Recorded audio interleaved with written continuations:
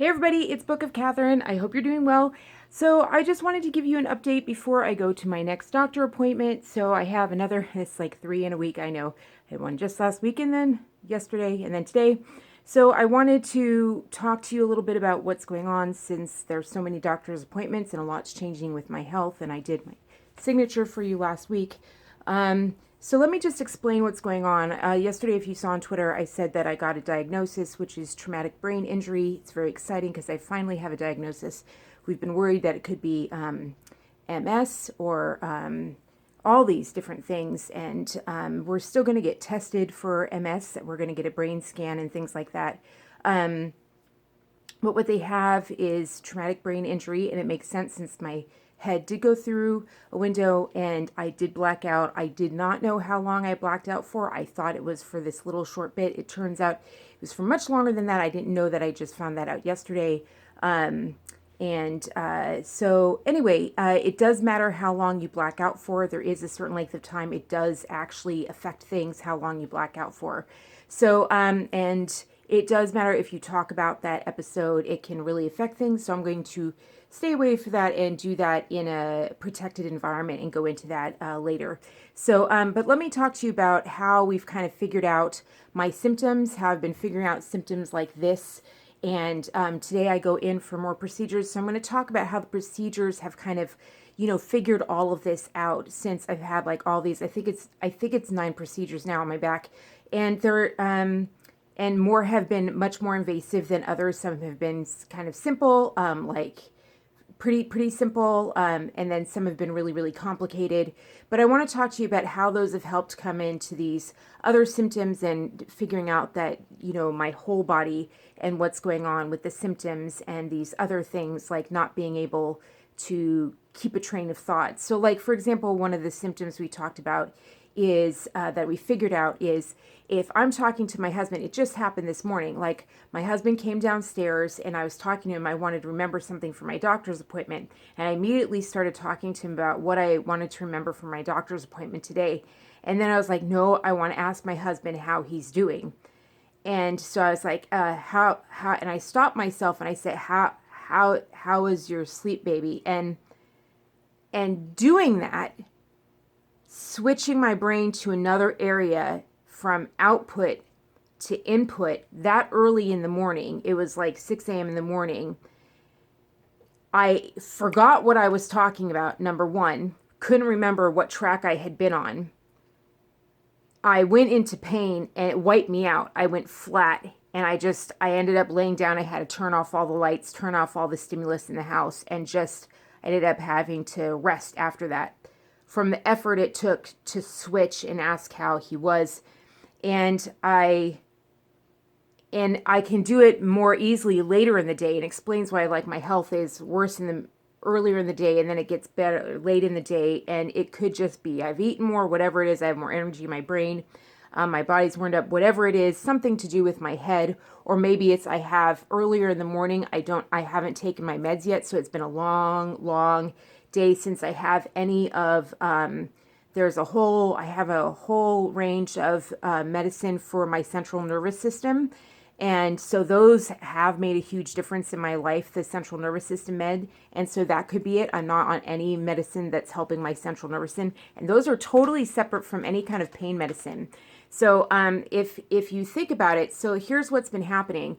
So my brain has several different functions. Like there's my motor control, right? But there's also like memory. And then there's also things like planning. And then there's things like concentration. And then there's things like memory. I'm trying to remember them all. There's like long-term memory. Then there's planning in the future. There's concentration. So it's like concentration. There's motor skills. There's like all these different functions in the brain. I'm trying to remember what they all are. There's your brain has all these different motor functions. Even in conversation, there's all these different types. Like I said this morning, I was talking with him on one track, and then switching to another part of my brain took so much effort, it wiped me out, right? And then pain is another track. So pain is another thing. So if I'm doing something, my brain at one time, if there is a load on any of these, it can only handle so much of a load on each one of these branches, if that makes sense. So if I'm wearing heavier, remember I said I really wear light clothing, like I've really had to change what clothing I'm wearing. Okay, so if I'm wearing, this has happened, like this literally is how I live my life. Let's say that I'm teaching lesson, but I know the lesson's going to be in Latin dancing, all right? Which means that I need to wear tighter pants. That means I can't wear my leg like super flowy. I can't wear my super loose onesies that don't go around my waist at all. It means that I need to wear a tighter pants. That means there's going to be a greater load on my waist and my spine, which means the pain's going to be higher. That means this load of pain touching, there's going to be a sensory nervous system. There's going to be a higher load on this. There's going to be a much higher load on this system, which I also know means that's it. All these other functions are going to be weaker. Talking is another one. So there's also talking. Talking is another function, right? That's why if I'm like wearing heavier clothing, right? So I'm wearing heavier clothing right now, and then I'm talking to you. So then if I add on, that's one load, two load is talking, and then I add on the trying to do the motor control, and I've been working on this, so I'm better at it now. But if I try to add on the things of I've tried to do something different, that it slows down because I've added on a third load of trying to do a motor function because I've added a third load. My brain can only handle so many loads on these different systems at a time. And now I'm getting a migraine because I put on 3 loads at a time.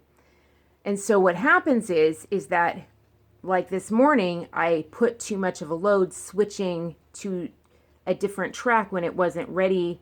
I try to put too much of a load switching my brain over, and I wore my system out. What happens is, like right now, I will short my brain. It's like I have a firestorm right here from what I just did, and I get a firestorm in my head, and it short circuits, and then you hear my mouth get a little slushy because this takes a lot of effort.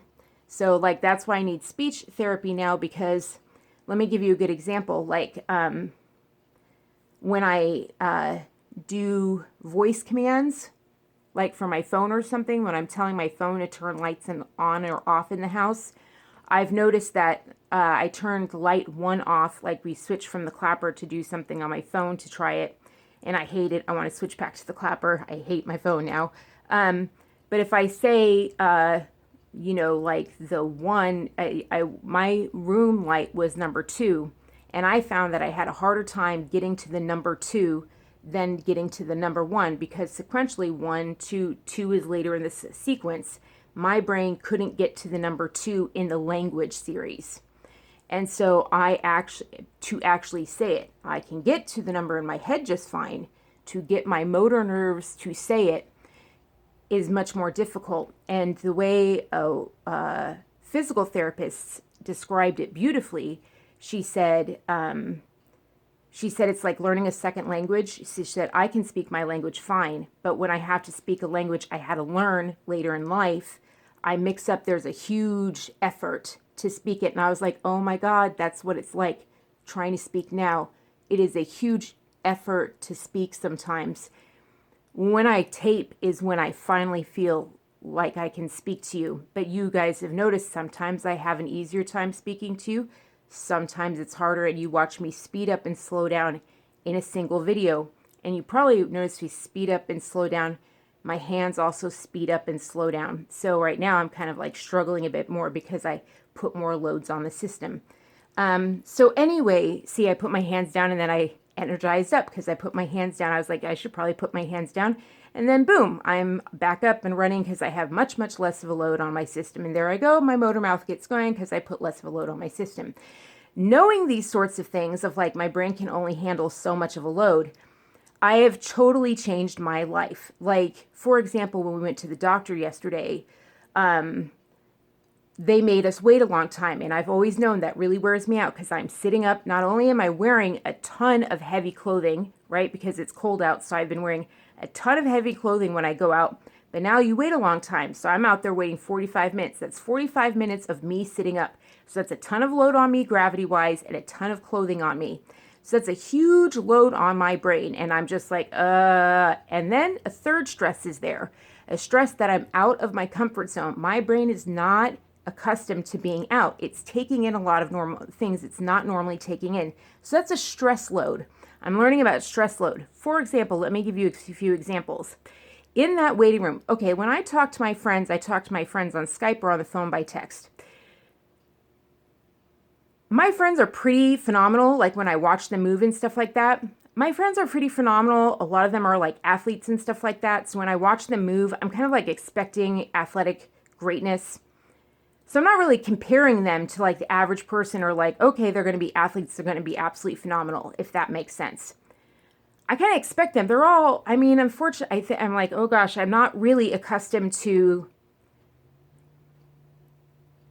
I just was in the waiting room and I was sitting there, and every time they called a patient's name, these people bounded out of the seat and were like, just bounce, a bing, a bing, a bing, a bing. And it like crushed me. I don't see my friends do that. Like, I don't see my friends bound out of a seat and just jump around.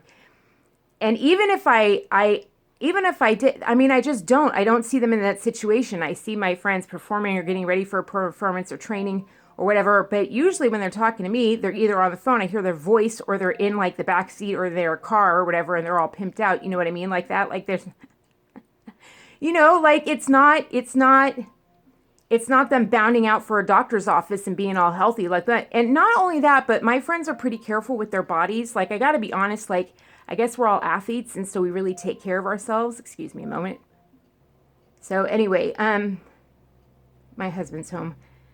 All right, so anyway, so it was really hard to see all these people bounding up and just jumping out of the seat. That was a lot of hits for my brain to take. Like, I was trying not to cry by the end of it because I was just like, they're all so healthy. I can't relate to that. My husband doesn't even jump out of his seat like that anymore. He's so worn down from basically trying to make up for 2 lives and 2 brains. I'm realizing how handicapped I am. I'm so handicapped. I'm so disabled. I'm like moving at like 5% of my brain capacity. I told you what's on this video is the best of me. I told you that. This is all you see on this video is literally the best of me. And what you see on Twitter is the best of me. The rest of my life, I'm a vegetable. Well, besides the help I give my friends. But what I give my friends a lot of help that you guys get, but that's only a few hours every day. Like, I can't handle more than that. I really can't handle more than that. I just can't. But look, it's also developed me quite a bit. So what have the procedures done? So this is the thing, is that when this pain was so high, it kind of blacked out all of these disabilities. It was I was hitting 10s on the pain scale, right? When I was hitting 10s on the pain scale, that would just black out my brain and make me so disabled that I couldn't talk. It was such a high load on my body that I could barely ever talk. I could barely ever think. I could barely ever process. I couldn't do the channel. I couldn't do videos. I couldn't do anything. I couldn't move. All of these were shut down because it was such a high load on the brain. These procedures and the physical therapy has slowly taken this pain and taken it down to like, oh, talking started to return. It could do some talking. Oh, some thought has started to return.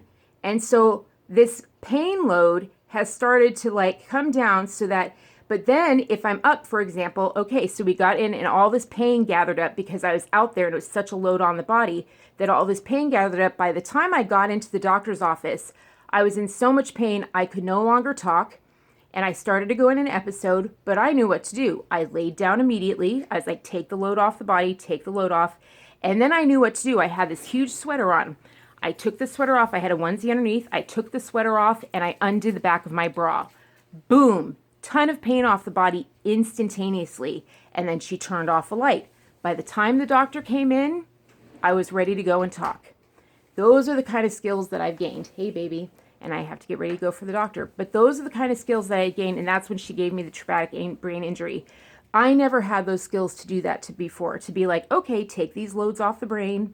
Okay, get prepared. That'll rest you enough. Okay, recharge like a battery.